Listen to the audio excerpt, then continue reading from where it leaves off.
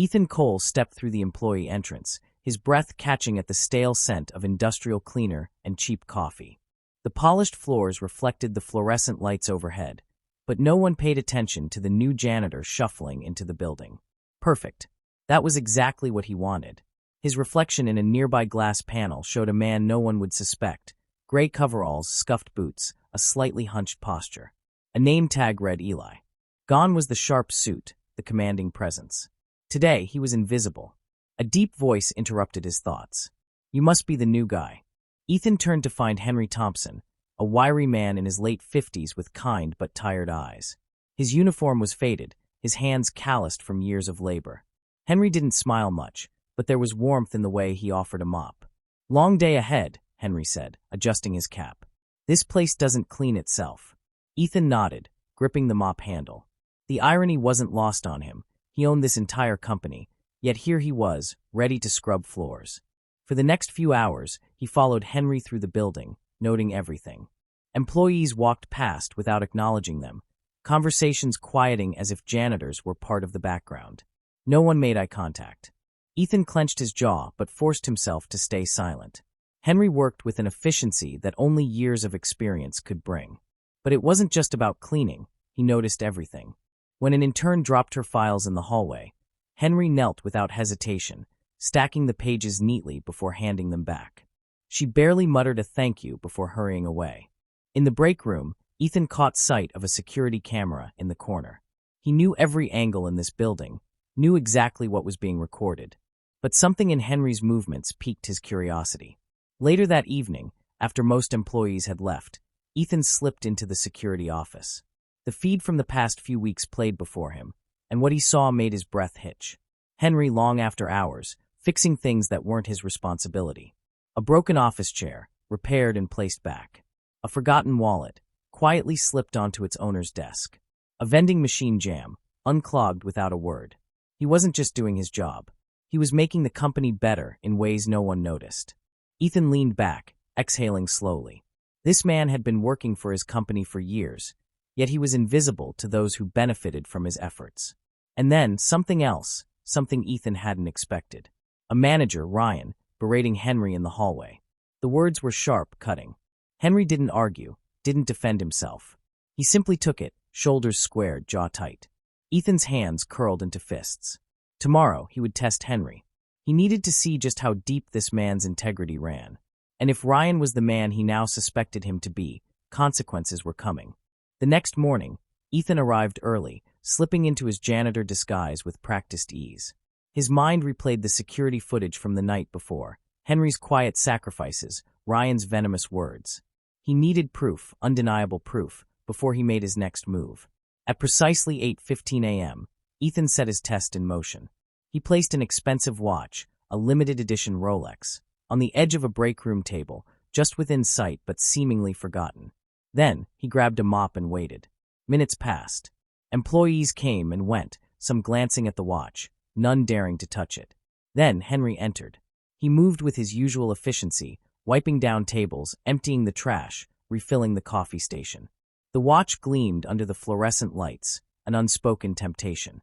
Henry didn't notice it at first, but when he did, he paused. Ethan kept his head down, watching. Henry stepped closer, eyes narrowing. His fingers brushed the watch, but not to pocket it. Instead, he picked it up carefully, his expression unreadable. At that moment, a younger employee, Josh, entered. His eyes darted to the Rolex, then to Henry. Suspicion flickered. "You, find something?" Josh asked, arms crossing. Henry nodded. "Someone left this here." He turned the watch over in his hands. "Wouldn't want it to go missing." Josh's hesitation spoke volumes. His gaze lingered, thoughts clearly warring in his head. Henry smiled, a quiet understanding in his expression. Doing the right thing when no one's looking, that's when it really counts. Josh's shoulders slumped. He nodded, swallowing hard. Yeah, I guess so." Henry walked straight to the front desk and handed the watch to Marissa, the receptionist. "Lost and found," he said simply before returning to his cleaning. Ethan exhaled slowly. Test passed. But before he could process the moment, a sharp voice cut through the air. "Thompson. Break's over. Get back to work." "Ryan." Ethan turned to see the manager storming toward them, his expression pinched with irritation. He barely spared Ethan a glance before zeroing in on Henry. "What's the problem?" Henry asked, calm despite Ryan's hostility. Ryan scoffed. "Problem? You standing around like you own the place. This company doesn't pay you to chit-chat, old man." Ethan's grip on the mop handle tightened. The sheer disrespect was infuriating. But Henry didn't flinch. "No, sir," he said, simply nodding. Then he turned back to his cart and pushed it down the hall, posture steady, dignity intact. Ryan sneered, shaking his head as he walked away. Ethan exhaled, his decision made. Ryan had no idea his time was running out. Ethan walked into the office the next morning, not as a janitor, but as himself. No coveralls, no hunched posture. Just the sharp suit, the commanding stride, and the presence that turned heads. Ryan was leaning against Marissa's desk, laughing about something. When he saw Ethan, his expression shifted, first confusion, then forced politeness. "Mr. Cole," Ryan greeted, standing straighter. "Didn't expect to see you here today." Ethan tilted his head. "Did you expect me at all?" Ryan frowned. "Sir." Silence stretched between them, thick with unspoken tension. Ethan let it hang.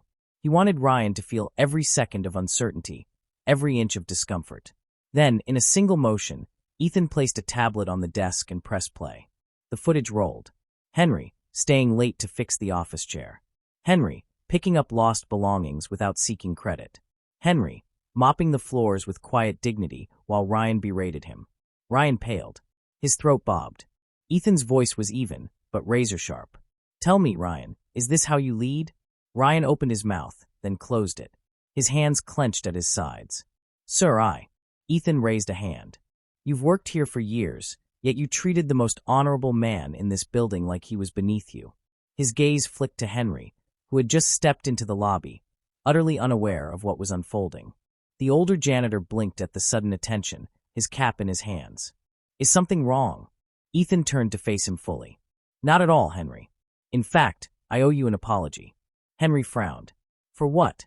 "For letting people like him," Ethan gestured at Ryan, who flinched, "believe that their title gives them power over a man's dignity."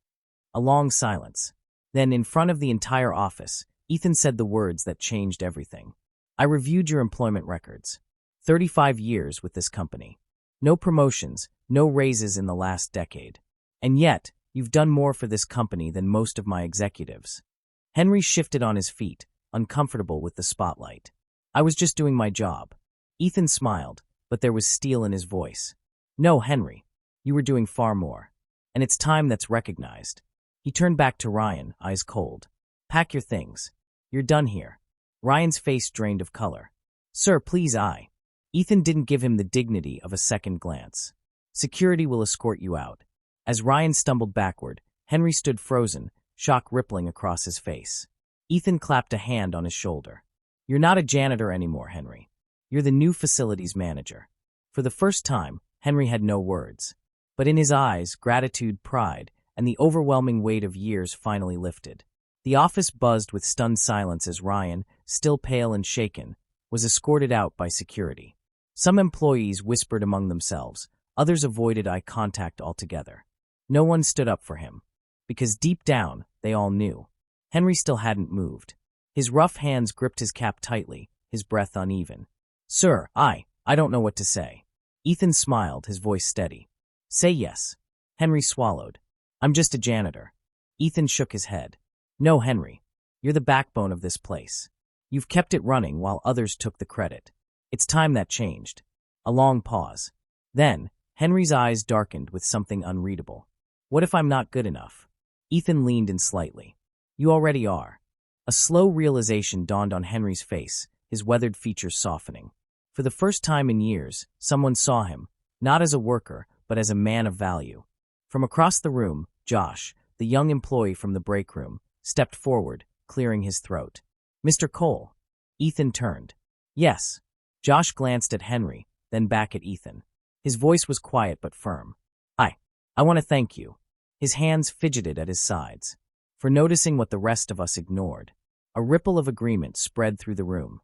Employees who had once overlooked Henry now seemed to see him for the first time. Ethan's smile grew. "It's not about me. It's about accountability. About respect." His gaze swept over the team. This company is only as strong as the people who build it. He let those words sink in before turning back to Henry. And you, Henry, have built more than you know. Henry exhaled shakily, finally nodding. I'd be honored.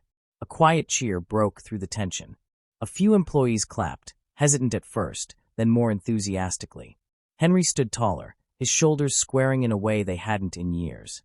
Ethan extended his hand. Henry hesitated for just a second, then took it, gripping it firmly. And just like that, everything changed. That evening, as the office emptied, Henry lingered by his old janitor's cart one last time. He ran his fingers over the worn handle, a bittersweet smile tugging at his lips. Ethan approached, watching him. You okay? Henry chuckled. Been pushing this thing for so long, feels strange to walk away. Ethan crossed his arms. You're not walking away. You're stepping up. Henry nodded, a quiet understanding passing between them. Guess I'd better make you proud then. Ethan grinned. You already have. As they walked out together, the once invisible janitor was invisible no more. And in the quiet hum of the office, a new chapter had begun.